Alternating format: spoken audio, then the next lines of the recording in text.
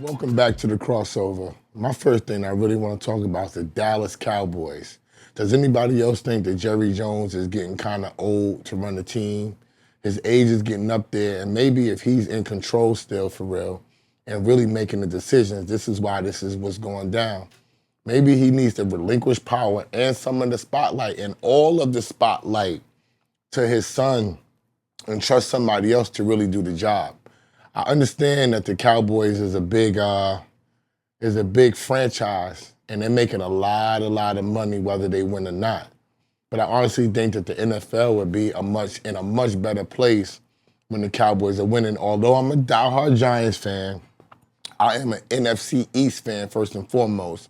I rock with the Giants. You know, my other team is the Steelers, but I always pull for the NFC East to do something and or win the Super Bowl, whether that be the Redskins, the Cowboys, the Giants, or the Philadelphia team down there. I don't want to talk about because Saquon is down there going crazy. But we got to pay attention to what's going on. They're giving Dak Prescott and CeeDee Lamb about 45% of the salary cap coming up for next year. They have to pay Micah Parsons as well. Where's all the money going to come from to spread to the skilled players that really need to be on the team? You need linebackers. You need offensive linemen to protect Dak Prescott. And they used to invest in that. They did invest in that, and that had them going on a playoff run for years. No, they didn't bring the ring home, and I'm not mad at that, but it did have them going on a playoff run for years. You need an offensive line to protect your quarterback, but you also need money to pay these people to protect your quarterback, to run these routes, to make tackles, to create sacks, to be enthused about being in the game as well. 2 or 3 players getting the bulk of the salary cap is just not going to do the job. Dallas Cowboys. Jerry Jones, you had a great run. I'm not going to deny that, but I think everybody else is scared to say this. But all great runs come to an end. That's just not for teams. That's for record executives. That's for music business people, all types of people. If you act, great runs do come to an end, and you do want to relinquish power and move on when you can and not when you have to. The crossover.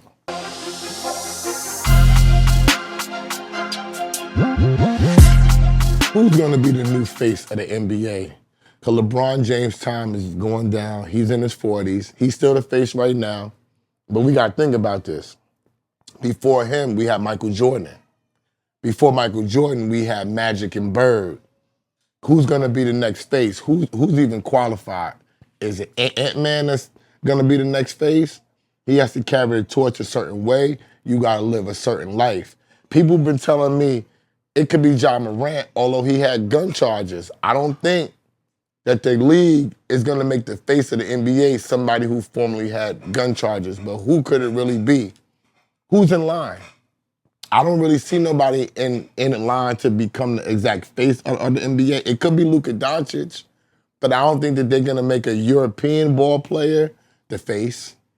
I don't think that they're going to do that. Is Ant-Man qualified yet? I think he has to win some rings before LeBron leaves to become the face. I think Kevin Durant is a little too old now to become the face. Who is in line? Is it Shai Gilgeous? Does Shai look like the face of the league to you? Remember, he's from Canada. He's not from the United States. I don't think that they're going to make somebody not from the United States the face of the National Basketball Association. Who's in line? We need players to be able to step up, do their thing. It's the marketing ability, too. You got to be marketable. People got to believe in you. Can you sell the product? Because the one thing that the league's going to do, they're going to invest tons of money, millions and millions and millions of dollars into whoever the face of the league is, and they have to uphold that. They can't be embarrassed by that. Because I'm telling you right now, while LeBron and Mike was the face of the league, right in between that, you had Bubba Chucks, who changed everything. You had everybody getting the tattoos, had everybody getting the braids. I really think that he was the most famous and beloved basketball player in the NBA. Even when Mike was there, everybody loved AI. AI is a cult figure. But I don't think that they was gonna make him the face of the league because of what he had behind him. He had some tumultuous things that went on, had maybe some gun charges, some disputes with people, some things that I don't think that they were gonna trust him to put all those millions of dollars into him. But was he qualified? Yes. Did people love him? Yes. Did he have the game? Did he score the points? Did he have the flair? Did he have the marketing ability? AI had everything. Keep it real, he still do. People still love him to this day, whether he's on that court or not. But his influence over the pop culture or the hip hop culture, I think scared him. So who would be in line to do that right now? If y'all know, y'all let me know, because I don't see anybody. The crossover.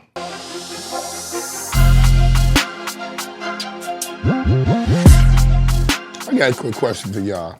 Is baseball back? Because I just heard from my man Han that the ratings for the World Series were better than the ratings for the NBA Finals.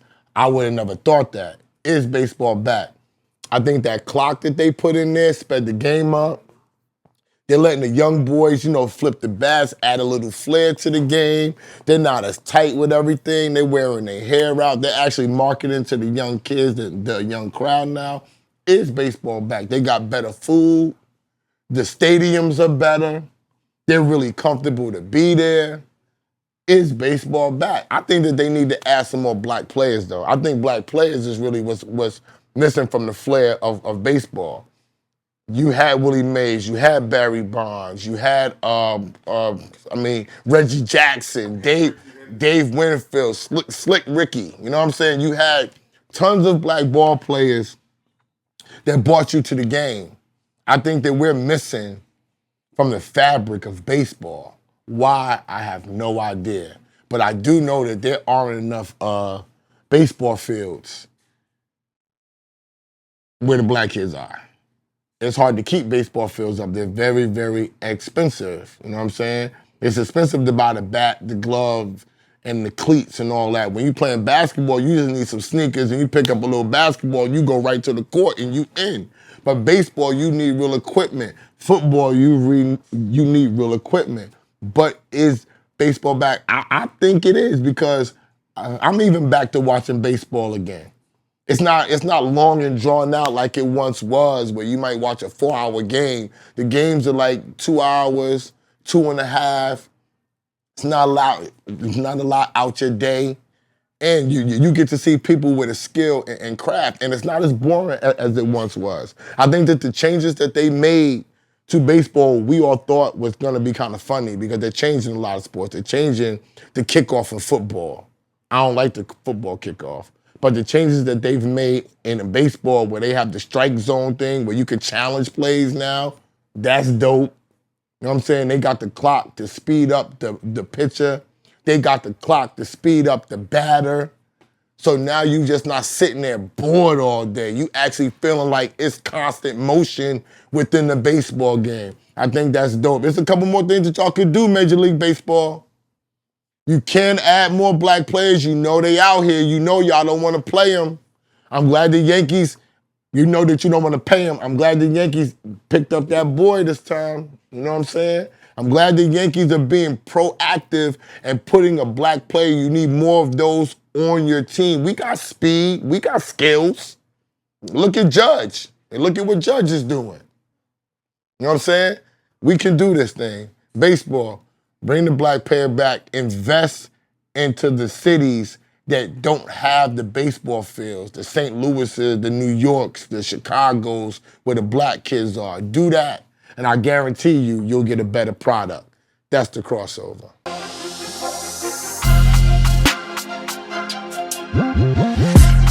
Should JuJu Watkins leave to go to the WNBA? Hell no. It's more money in college. JuJu's gonna make more money off the NIL deals than she will if she goes pro. Pro, yeah, she's gonna get the endorsements, but she's still getting them in college. Why go? You're gonna get coverage. You can build a fan base and you can dominate, win titles. You know what I'm saying? Make your legacy grow. Win titles in college, go to the pros, win titles, change the game.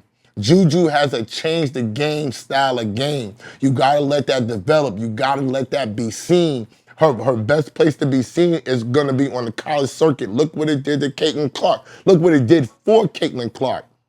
And catapulted her right into the eyes of the people as soon as she stepped on that court, because we have 4 years to watch her develop, watch her do her thing, watch her dominate, watch her break records, watch her go to the titles, watch her go deep into the tournaments. That's what we need. It's gonna help her build fanfare. It's all about foundation. Yeah, we quick to send these kids right to the pros because they got the talent, but why don't we let them build their foundation, their financial foundation, before they even move on to their creative foundation? JuJu, please don't leave. Continue to develop your game so when you go to the next level, you can become the best of all time because you got that ability. Don't rush to go to the pros. I know they're trying to send you out. I saw Gino tell you this during the tournament last year.